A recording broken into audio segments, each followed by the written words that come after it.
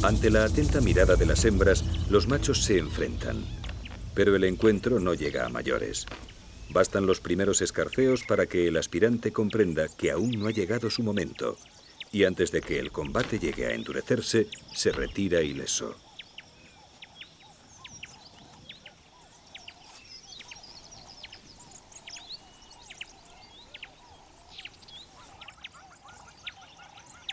Entre los oryx, los grupos son mixtos y altamente jerarquizados. Los cuernos y la fuerza de estos antílopes hacen de sus combates ejercicios muy arriesgados en los que podrían causarse terribles heridas e incluso la muerte.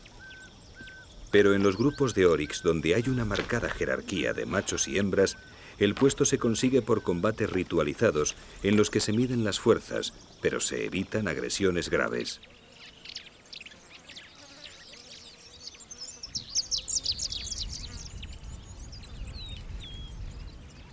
En las manadas, la jerarquía marca los apareamientos.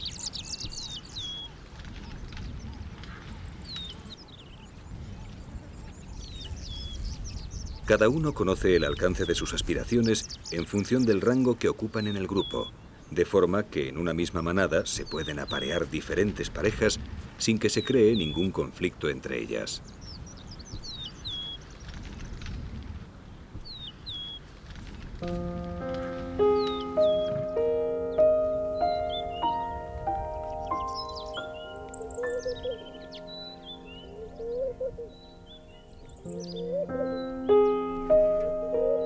También para los serpentarios ha llegado el momento de aparearse.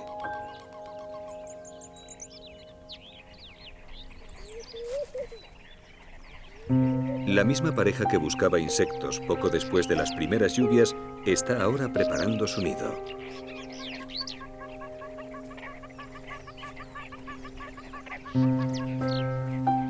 Aunque ambos animales se ocupan de la tarea, es el macho el que se encarga principalmente de coger las ramas, mientras la hembra las va colocando en la copa plana de una acacia, dando forma al enorme nido circular característico de esta especie.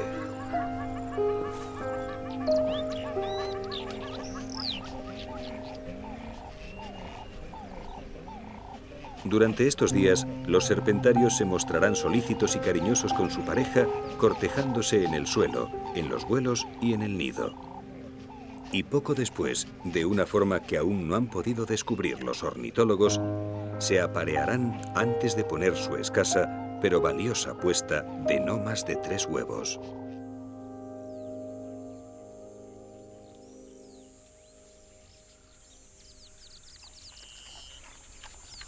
En el mismo bosque de acacias donde los serpentarios han levantado el nido, una familia de facoqueros pasta las nutritivas hierbas verdes surgidas tras las lluvias.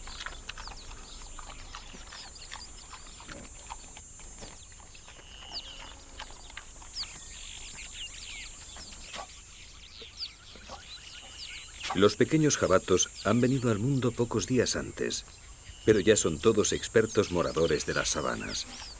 Aún les falta experiencia para saber encontrar alimento como lo hacen sus mayores, pero todavía cuentan con la despensa ambulante de su madre, y aunque ésta no quiera parar para alimentarles, los pequeños facoqueros no están dispuestos a renunciar a un trago de nutritiva leche materna.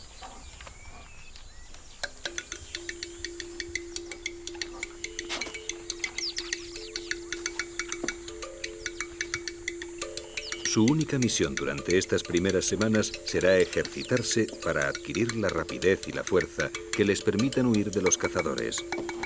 Y a esto se dedican en cuerpo y alma.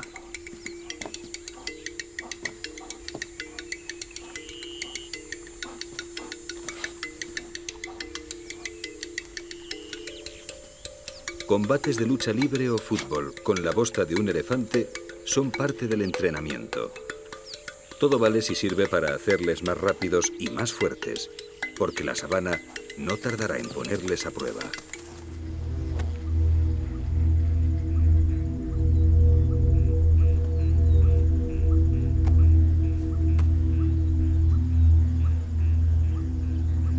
A la sombra de una acacia, un guepardo vigila a unos oryx cercanos.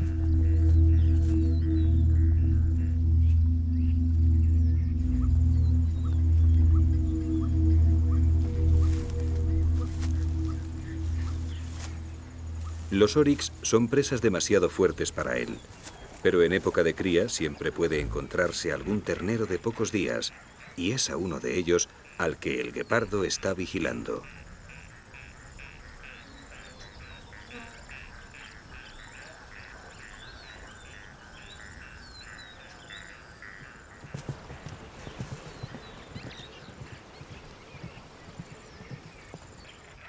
El ternero parece encontrarse en perfecto estado, y las posibilidades de atraparlo son prácticamente nulas. Pero el guepardo ha estado acumulando tensión y decide un intento desesperado.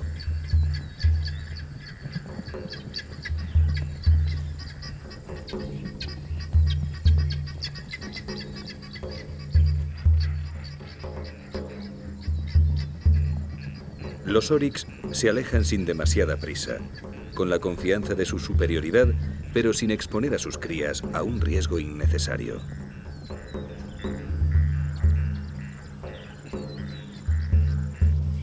El guepardo ni siquiera ha llegado a poner en práctica toda su prodigiosa velocidad. Hay muchos adultos en el grupo y sabe que en la defensa de su hijo, un oryx es capaz de matar incluso a un león. Así que abandona el intento y vuelve a su lento deambular en busca de presas más asequibles.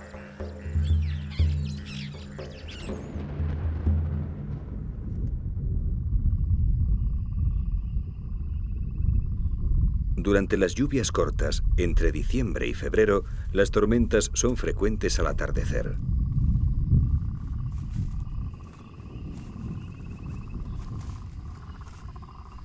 El clima se suaviza y el calor del día deja paso a un aire fresco y húmedo, una temperatura que esperan los grandes cazadores para entrar en actividad.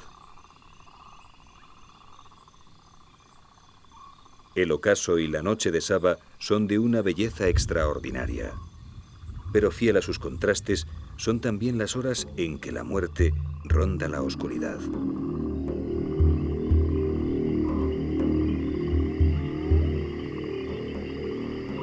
Cae la noche sobre el Eguaso en Giro.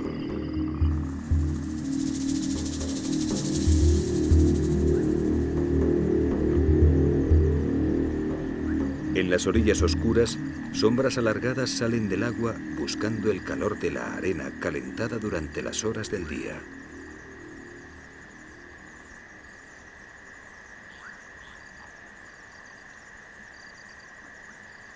La actividad del metabolismo de los cocodrilos del Nilo depende de su temperatura corporal, y esta depende de su entorno, así que con la caída del sol, las exiguas playas del Eguaso se llenan de estos dragones.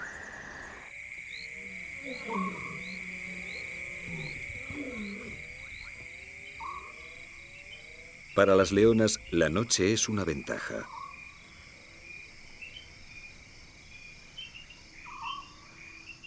Los ojos de los leones pueden ver en la oscuridad. Amparadas en el mundo de las sombras, una madre y sus hijas del año anterior acechan a los herbívoros guiadas por los sonidos que llegan de la espesura.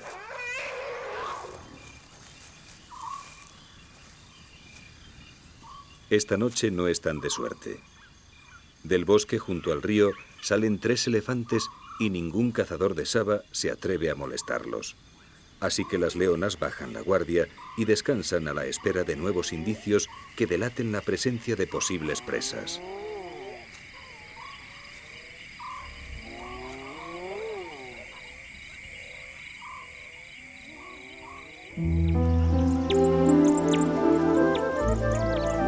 Las lluvias han dado su fruto. A mediados de enero, Saba se encuentra en su momento álgido. Hay vegetación abundante, agua por todos lados y centenares de animales que recorren la sabana aprovechando la abundancia.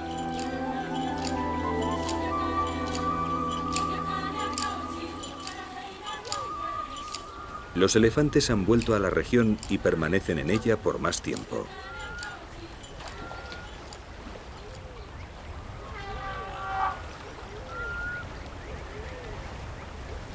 Distintos